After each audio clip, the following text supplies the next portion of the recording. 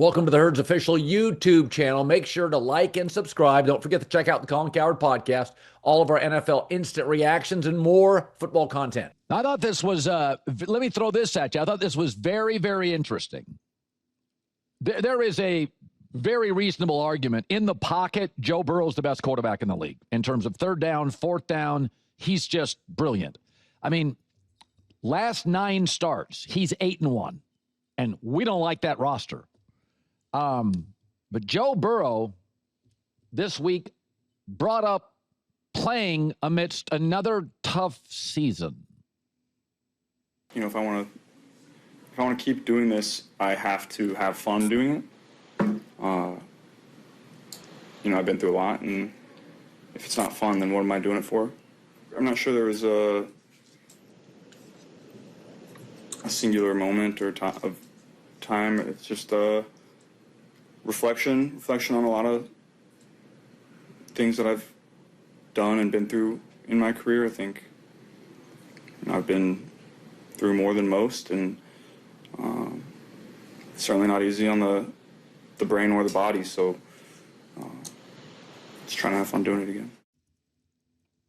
Interesting. Joe Burrow is not unhappy because the Bengals linebackers can't tackle in space. One of the reasons he's unhappy, he has the cheapest owner in the league and one of the smallest, most ordinary front offices. And he watches Mahomes, and he watches Stafford, and he watches Jordan Love and Jalen Hurts and all the talent they have.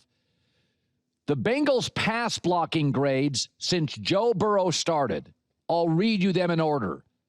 27th, 29th, 31st, 22nd, 29th, 27th. He has consistently had the worst offensive lines. When you're 8-1 in your last 9 starts and you're not having fun, let me take you back to a line from Red in Shawshank Redemption. He said, I have to remind myself that some birds aren't meant to be caged.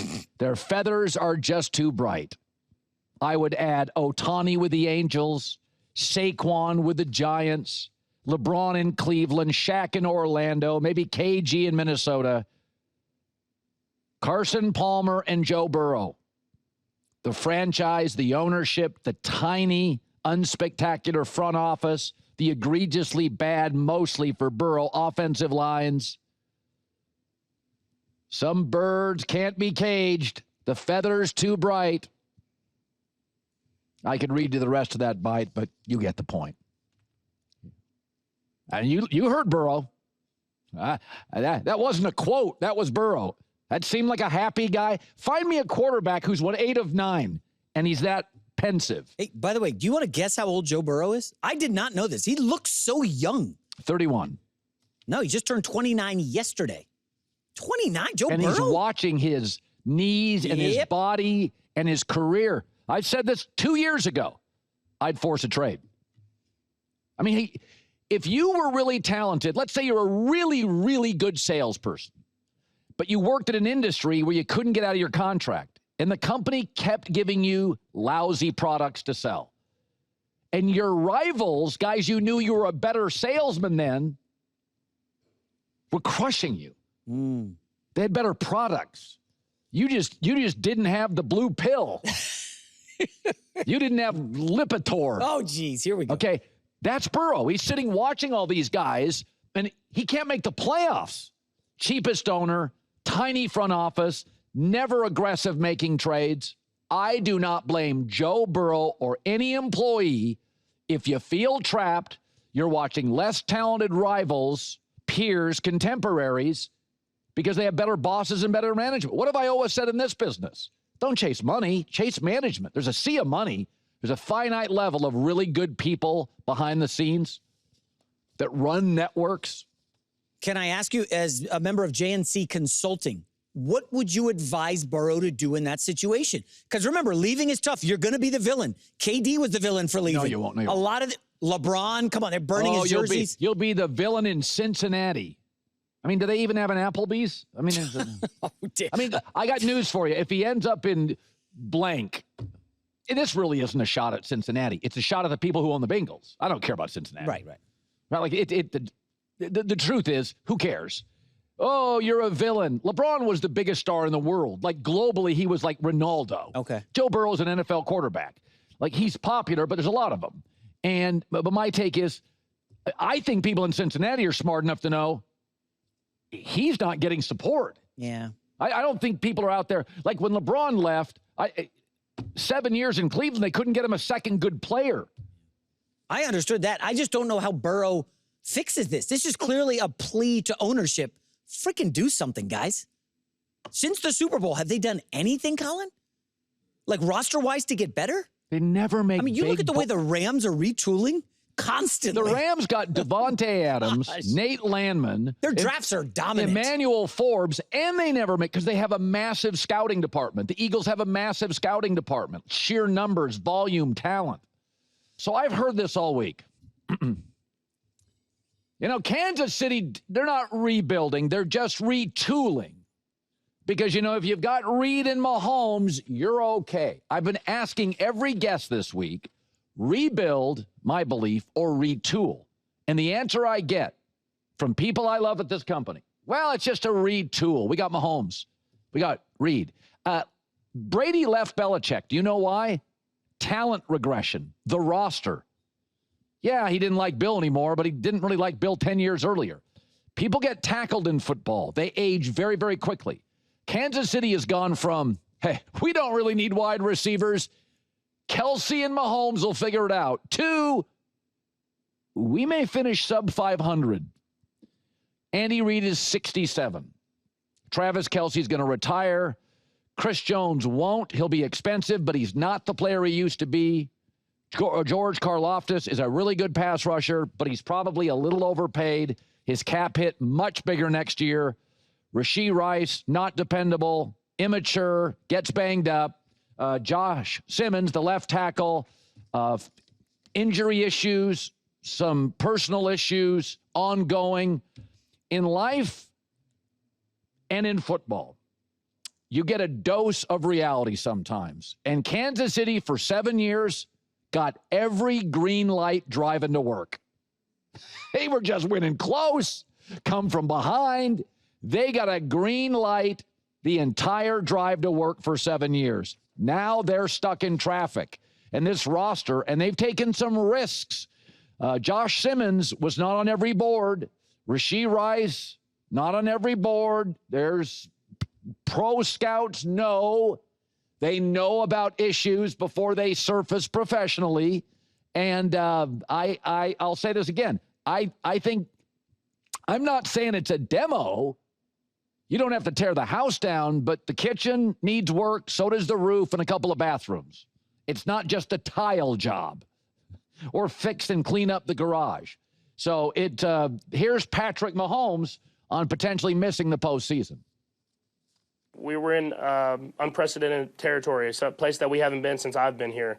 And so I think you lean on the guys that have kind of battled through adversity and came out better on the other side. And so when I look at it now, it's like, I mean, I don't know what the percentages are, but I know they're not high. And I think it'd be special if we get into the playoffs and can make a run. So why not give ourselves a chance to do that? And we have to start by winning football games. For the record, 2018 to 2022, before the big Mahomes deal felt like it kicked in, this team averaged 30 points a game. The last 3 years, they're averaging a touchdown less a game. Name the Chiefs' top 10 players right now. And I'm not talking on resume or legacy. I'm not talking about Travis Kelce just because he has a great legacy. I'm saying name their top 10 players.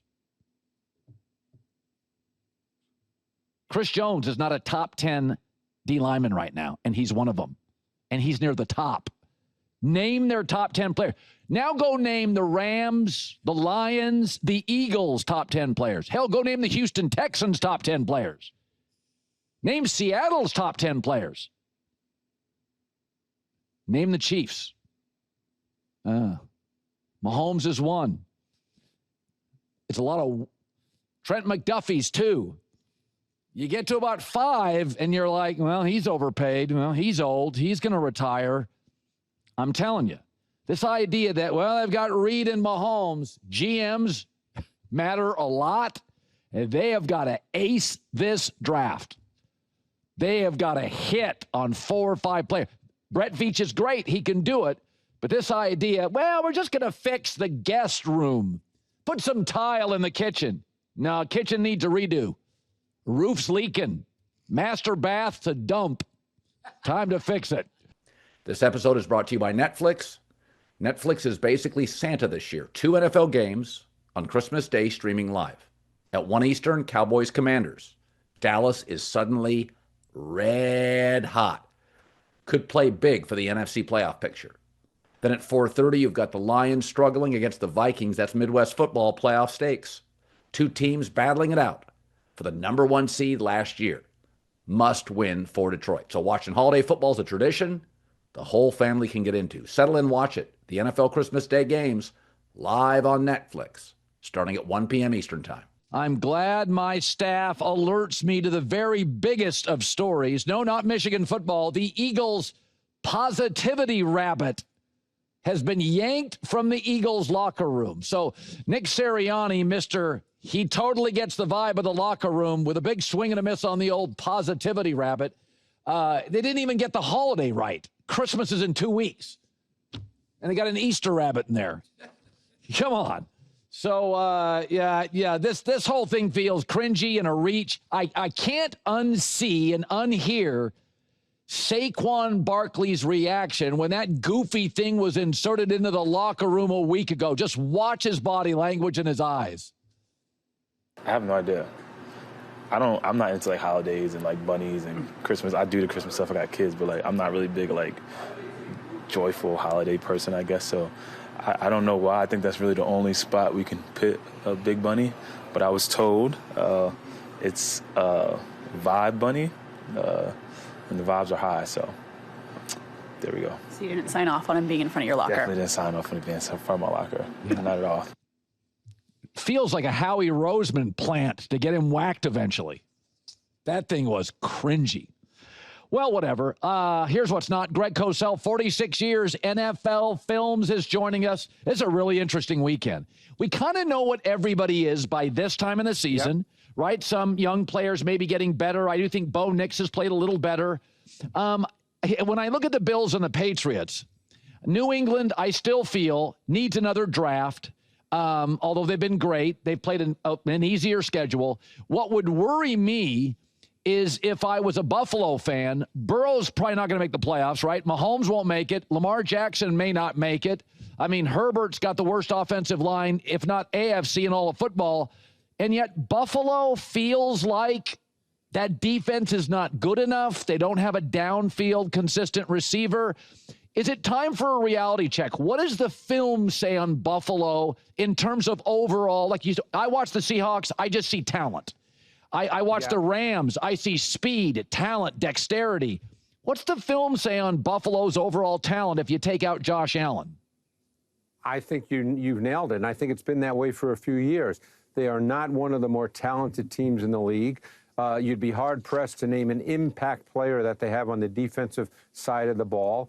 They certainly don't have a receiving core. If we look at Shakir and say he's their best receiver, he's clearly a number 3 type. He's very good at that, but he's a number 3 type. So they're really not that good a football team. And I know that there's been a lot of talk about, well, this is Josh Allen's year, and if he doesn't make it, you know, that is so silly. They're just not that good overall from a talent perspective. I mean, look what happened last week. They had the 2 interceptions, which were both kind of fluky. I mean, good plays, but fluky. And they couldn't stop the Bengals at all on 3rd down.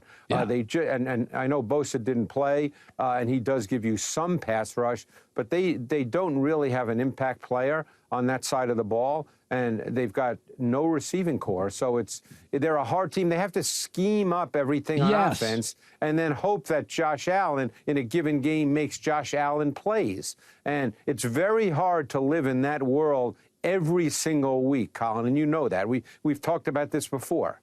Yeah. So Ravens have a different issue. I think their roster is good. I like their coach.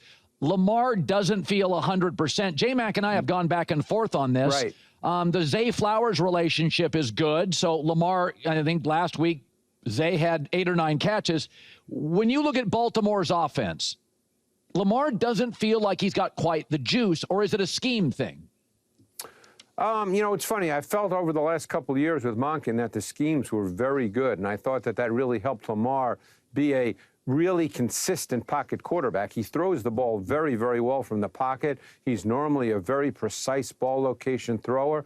This year, since he's been back, and again, I can't speak to what he feels, but I can only tell you that on the tape, he's missing throws that he normally makes. All right. So I don't know if there's a physical reason for that. I don't know if there's a mental reason for that. But he's just missing throws he normally makes. And I think my sense, just watching his body language as I go back and forth with the clicker, watching the tape, is I don't think he's comfortable with what he's seeing.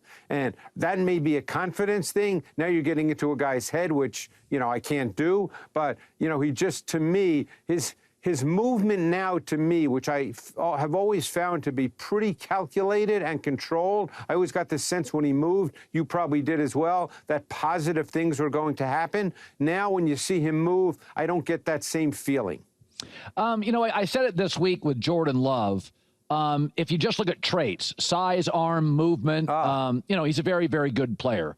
He's young, uneven. There have been times I've bailed, times I love him. But I do feel this offense now is clicking. Some of it is health. They lost Kraft, the tight end, for the year. But what does the film say about Green Bay? It feels sometimes they can be a little streaky, but it does feel like an elite offense to me. Well, I think they're a little old school in the sense that they clearly want to run the football as a foundation.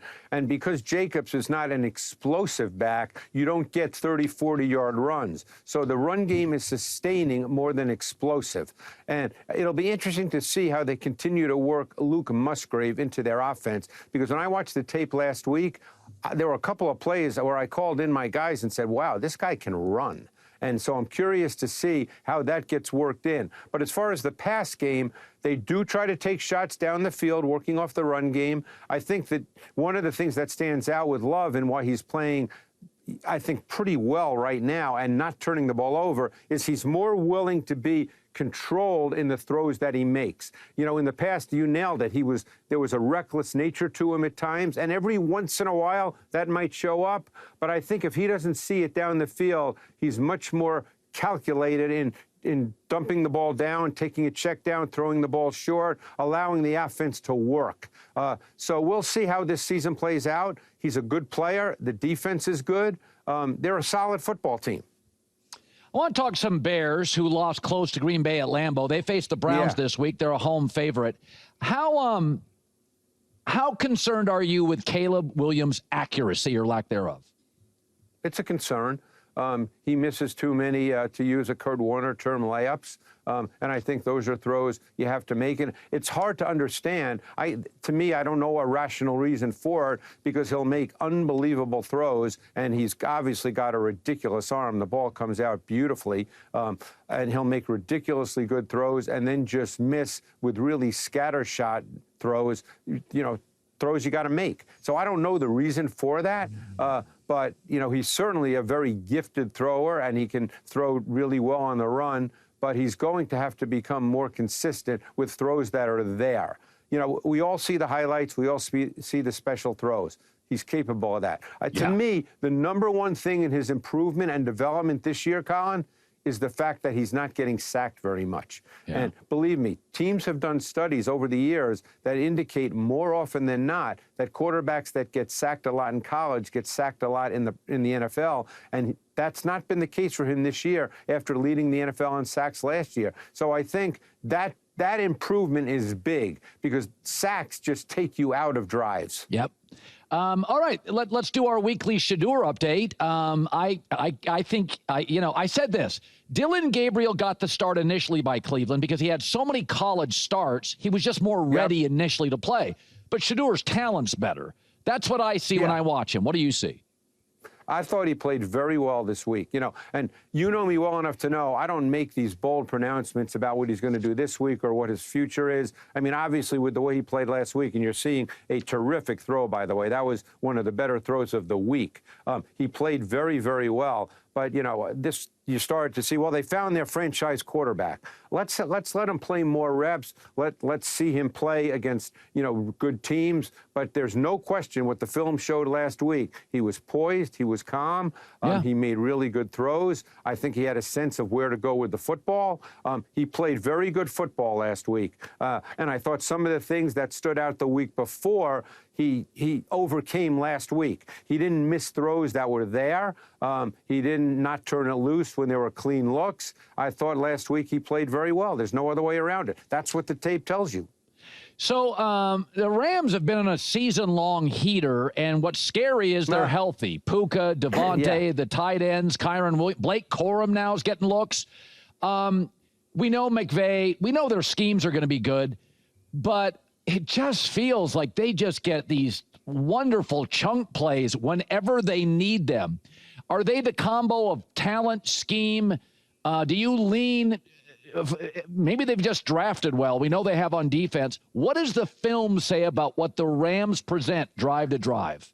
Well, offensively, they made a major change starting week 7, which you don't normally see that kind of dramatic change in the middle of a season. They started playing with 3 tight ends as a true foundation of their offense. So basically, since week 7, they've played probably about 40% of their snaps with 3 tight ends. And prior to that, they had played no snaps with 3 tight ends. So McVay obviously saw something in his team and something in the way he wanted to go about building offense. And he made a change. Like I said, you don't see that kind of dramatic change. And let me tell you something, Colin. On first down out of 3 tight ends, they have been just unbelievably good, not just in the run game, where you might expect because they've got big bodies on the field, but in the pass game as well. And Puka Nacua, until last week, was not the single wide receiver when they played 3 tight ends. And last week, he played in the 13 personnel package for the first time, and he was a factor catching the ball, had a 32-yard reception out of 3 tight ends. So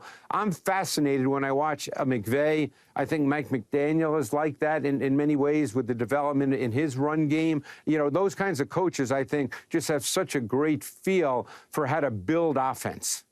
Chargers-Chiefs meet. Kansas City's over a field goal favorite. I said this. Everybody keeps telling me, well, they're just a little retool, not a rebuild. They averaged the last couple of years a touchdown less than Mahomes' early years. And I've said this. Yes. If I say name their 10 best players today, not on legacy, their 10 best players.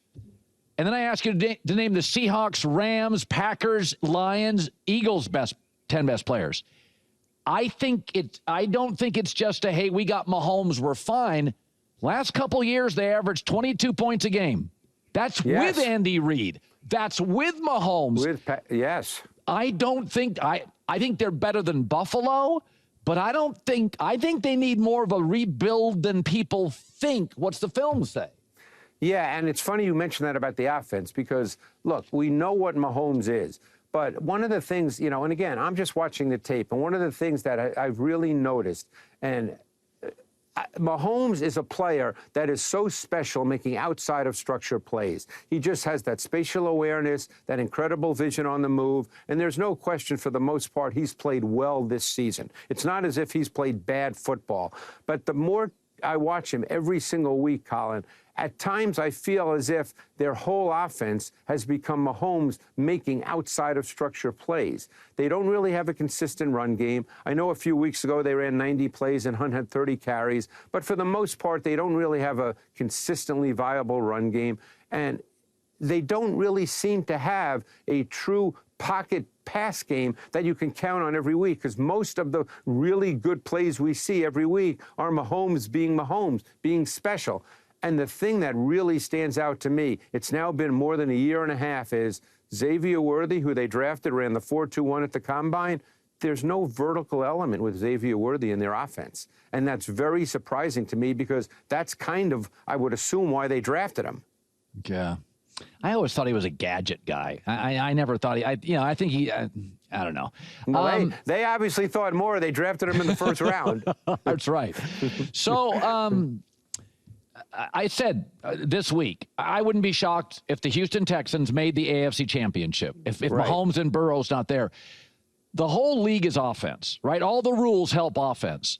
When I watch the Texans, I don't know what DeMeco Ryans is doing. People are distressed every snap. You can't get first downs. Some of it's personnel. You can turn the sound down. They and the Seahawks, I can watch speed. I can. What? Yes. Are they clever with schemes as well as just talent? Yes, and I think one of the things that DeMeco Ryans is really good at is selective pressure. He's not a high percentage blitzer, but each game, depending on the opponent, there are games where on second down he'll blitz, but you think, well, that's not a down you normally blitz, but he'll do that in a given game. But he's so good with his selective use of pressure, even though he's not one of those guys that just dials it up on a consistent basis. But they are really, really good at all three levels. And I would say the area of their defense that's not talked about enough because we focus so much on Hunter and Will Anderson, deservedly so, are their interior D linemen. Their interior D linemen are very, very good, and they pose problems. It's very hard to double team guys when you play the Texans, and often they'll line up in five-man fronts, and that leads to what we call 5-0 protection, meaning the O-line blocks one-on-one against the D lineman and or a linebacker, who's ever the fifth guy on the ball, and it's very, very difficult. They create these one-on-ones, and on the back end, I think I may have said this a week ago, but I think Kalen Bullock this year has been the best post safety in the NFL. Wow. Okay, Colts, Seahawks. Phillip Rivers going to get some snaps here. That worries me. I know they're reckless and I know they're young, but boy, I watch that defense. I watch that offense. Sam Darnold, I've always loved him. Give me the elements why that offense is so explosive. Well, what they've done as the season has progressed, as Clint Kubiak's offense, the way he wants to run offense, has taken hold, and Darnold's become more comfortable in it, is they are very good with under center play action.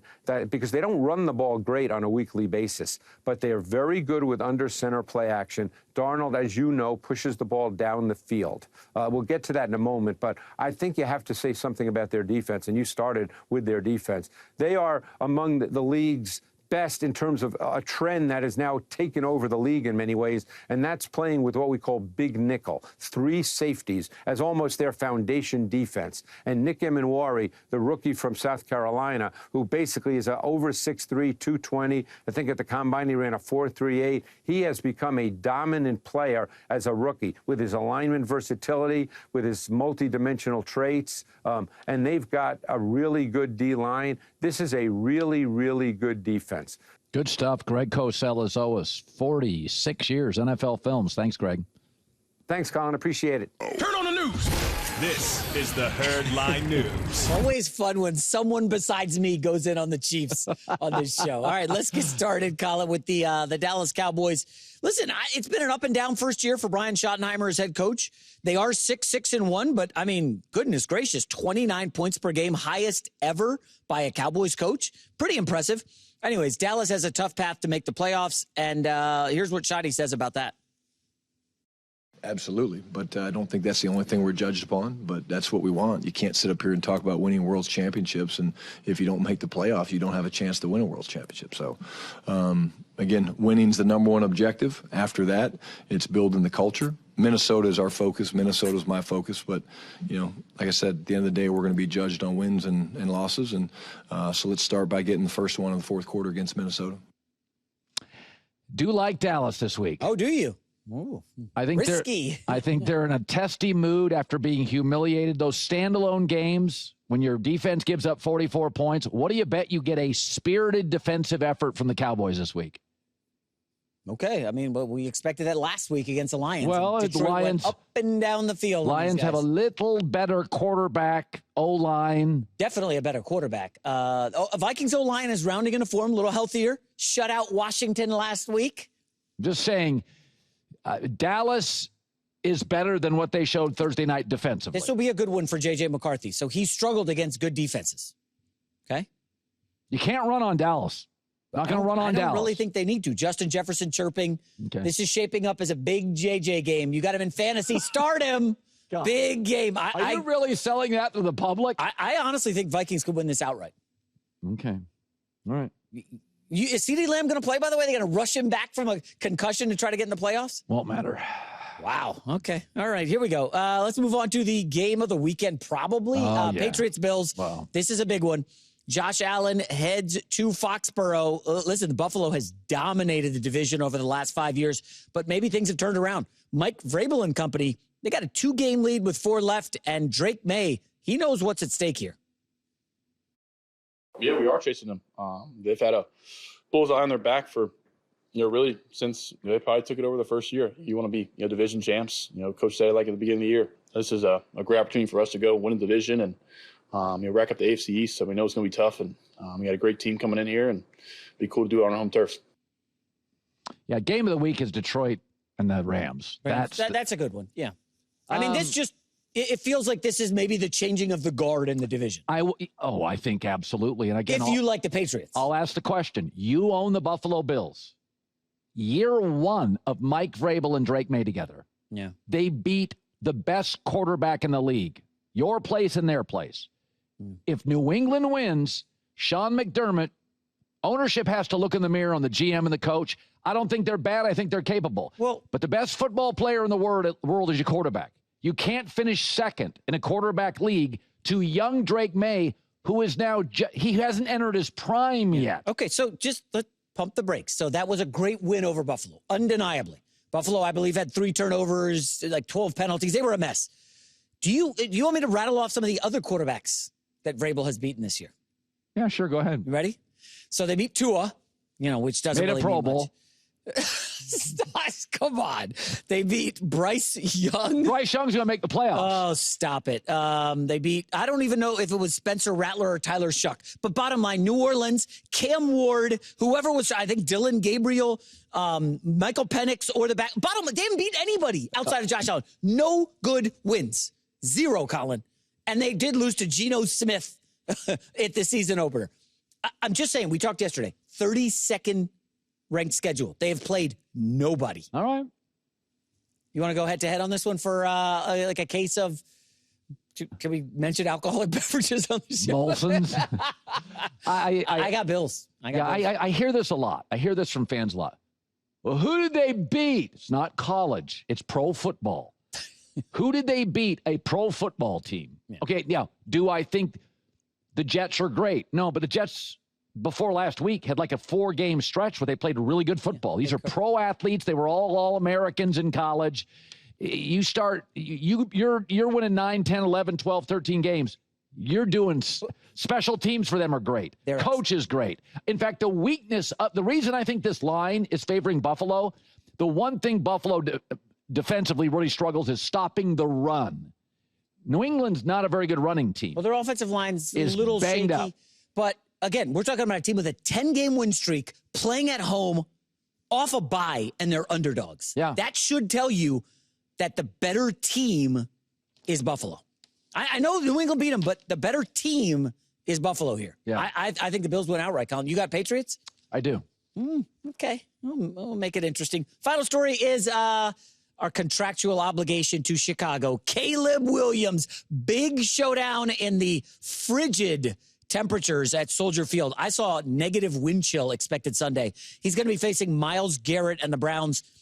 Myles Garrett is 2.5 sacks away from the NFL single-season sack record. Now, Caleb's done a good job of avoiding sacks this year, one of his big strengths with Ben Johnson, and he talked about not wanting to be another tombstone in Garrett's quarterback graveyard. He has as the kids say, is a deep bag of tricks, and whether it's his Euro step, his speed, his off the ball, they'll put him at the linebacker area and let him just kind of do his thing. Obviously, he's right there at the sack record, almost there at the sack record, and so going to try and make sure that he doesn't get the sack record on us and on me. For the record, I know this matters to me more than it does other people, and maybe I'm wrong. Caleb Williams is excellent at the podium. Always says the right thing. Have you ever noticed this? Very smart, very measured.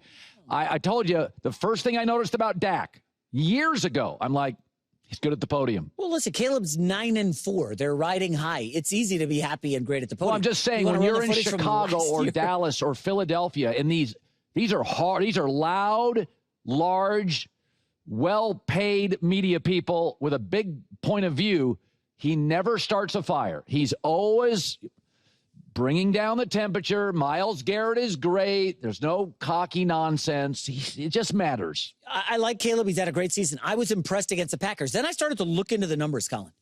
He attempted 35 passes against Green Bay. Well, and Green threw for Bay's 186 yards. Okay, Green Bay's defense is great, and it was Cleveland at Lambeau. has the #1 run defense in the league. I know Tennessee shredded them last year. Not as good on the road. That's also true.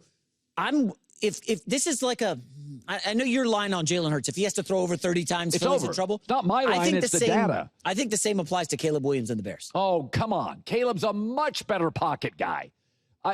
Caleb's got a better arm. Caleb throws the ball over the middle much better. Caleb is an all-time potential star. Yes. Jalen Hurts, second-round quarterback who had to transfer in college. Well, what does that have to do with this NFL I think there's limitations on what Jalen can do. I think Caleb's comp is Josh Allen. He may not get there, but there's no ceiling on Caleb Williams.